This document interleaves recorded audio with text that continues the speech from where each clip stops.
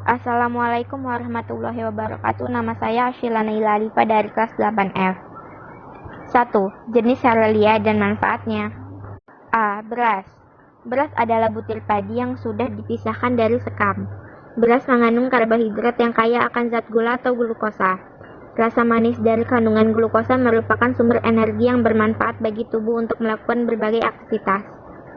Selain rasa manis dari beras tanak, nasi cocok dipadukan dengan berbagai lauk pauk yang membuat orang menggunakan beras sebagai makanan pokok. Warna beras yang berbeda-beda diatur secara genetik akibat perbedaan gen yang mengatur warna aleuron, warna endosperma, dan komposisi pati pada endosperma. 1. Beras putih. Sesuai namanya, berwarna putih, agak transparan karena hanya memiliki sedikit aleuron dan kandungan amilosa umumnya sekitar 20%. Beras ini mendominasi pasar beras. 2. Beras merah. Akibat aleuronnya mengandung gen yang memproduksi antosianin yang merupakan sumber warna merah atau ungu. 3. Beras hitam. Sangat langka disebabkan aleuron dan endosperma memproduksi antosianin dengan intensitas tinggi sehingga berwarna ungu pekat mendekati hitam. 4. Ketan atau beras ketan. Berwarna putih, tidak transparan, seluruh atau hampir seluruh patinya merupakan amilopektin. 5. Ketan hitam. Merupakan versi ketan dari beras hitam. B. Jagung. Jagung merupakan tanaman semusim atau anual. Satu siklus hidupnya diselesaikan dalam 80-150 hari. Paruh pertama dari siklus merupakan tahap pertumbuhan vegetatif dan paruh kedua untuk tahap pertumbuhan generatif. Indonesia dikenal dua varietas jagung yang telah ditanam secara umum, yaitu jagung berwarna kuning dan putih. Bagian yang kaya akan karbohidrat adalah bagian biji. Sebagian besar karbohidrat berada pada endosperma. Kandungan karbohidrat dapat mencapai 80% dari seluruh bahan kering biji. Karbohidrat dalam bentuk pati umumnya berupa campuran amilosa dan amilopektin. Tanaman jagung sangat bermanfaat bagi kehidupan manusia dan hewan. Hampir seluruh bagian tanaman jagung dapat dimanfaatkan untuk berbagai macam keperluan, antara lain 1. Batang jagung dan daun muda untuk pakan ternak. 2. Batang dan daun tua yang setelah panen untuk pupuk hijau atau kompos. 3. Batang dan daun kering untuk kayu bakar. 4. Batang jagung, lanjaran atau turus. 5.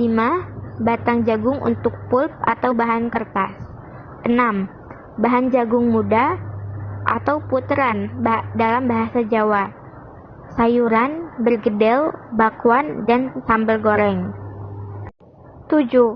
Biji jagung tua, pengganti nasi, marning, berondong, roti jagung, tepung, bihun, bahan campuran kopi bubuk, biskuit, kue kering, pakan ternak, bahan baku industri bir, industri farmasi, dextrin, perekat, dan industri tekstil. Jadi, selain sebagai sumber karbohidrat, jagung juga ditanam sebagai pakan ternak atau hijauan maupun tongkolnya. Diambil minyaknya dari biji. Dibuat tepung dari biji dikenal dengan istilah tepung jagung atau maizena. Dan bahan baku industri atau dari tepung biji dan tepung tongkolnya. C. Gandum. Orang India menjadikan gandum utuh yang sudah menjadi tepung atau yang dikenal dengan sebutan atas sebagai makanan pokok mereka. Namun di Indonesia, masyarakat hanya menjadikan gandum sebagai bahan roti dan mie. Padahal gandum juga mempunyai kandungan karbohidrat cukup tinggi, sama seperti dengan nasi. Beberapa manfaat gandum bagi kesehatan tubuh sebagai berikut. 1. Mengonsumsi gandum akan membuat tubuh merasa kenyang lebih lama. Ini karena serat larut yang ada di dalam gandum cenderung memperlambat pencernaan karbohidrat, sehingga mengurangi lonjakan kadar gula darah yang pada akhirnya tak akan mendesak untuk selalu makan. 2. Mengonsumsi gandum secara teratur akan menurunkan kadar kolesterol dalam tubuh. 3. Mengonsumsi gandum baik untuk menurunkan berat badan. 4. Mengonsumsi gandum bisa bermanfaat untuk menyembuhkan sembelit. Hal ini karena gandum merupakan sumber serat yang dibutuhkan tubuh. 5. Senyawa fitokimia pada gandum bisa mengurangi resiko seseorang terkena kanker. D. Sorghum. Sorghum adalah tanaman serbaguna yang digunakan sebagai sumber pangan, pakan ternak, dan bahan baku industri. Tanaman sorghum mirip dengan tanaman jagung, namun tumbuh lebih tinggi dan cocok ditanam di tempat yang kering maupun berair, dan tahan terhadap hama daripada tanaman sejenisnya. Dari segi gizi, sorghum mengandung karbohidrat, protein, kalsium, dan zat lain yang bermanfaat. Karena mengandung karbohidrat, sorghum bisa dijadikan bioetanol yang bisa digunakan sebagai bahan bakar. Sorghum bermanfaat mulai dari daun sampai akarnya. Beberapa manfaat sorghum sebagai berikut. 1. Daun sorghum menjadi sumber pakan ternak. Tangkai daunnya bisa dijadikan kerajinan tangan dan sapu. Bunga sorghum yang juga bisa dimanfaatkan sebagai bunga kering untuk hiasan. 2. Batang sorghum adalah lumbung bioetanol dan bahan pembuat kertas. Batang yang masih muda bisa dibuat sirup karena rasanya manis.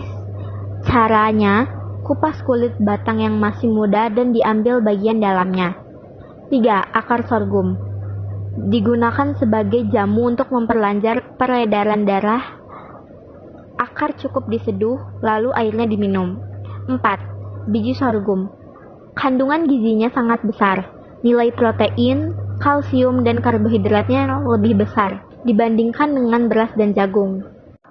Selain itu, sorghum juga kaya serat dan mengandung gluten rendah. Biji sorghum dapat dibuat tepung sebagai bahan dasar pembuatan penganan. Bahkan setelah dikupas kulitnya, biji sorghum dapat langsung ditanak layaknya beras dan dikonsumsi. Cara membuat beras sorghum sederhana. Setelah dikupas kulitnya, bisa langsung ditanak. Terima kasih.